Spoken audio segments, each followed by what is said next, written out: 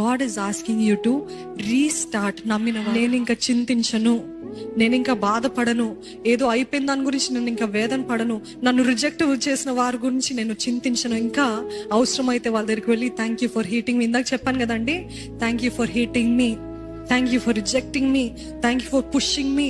ఎందుకంటే నువ్వు నన్ను హేట్ చేసే కొలది నేను ఇంకా దేవుని పైన ఆధారపడటం నేర్చుకున్నాను. ఆమె నువ్వు నన్ను విసర్జించే కొలది, నువ్వు నన్ను తిరస్కరించే కొలది నేను ఇంకా దేవుని సన్నిధిలో మూలుగుతూ ఏడుస్తూ I fell face down in my God's presence because you rejected me. I came closer to my God.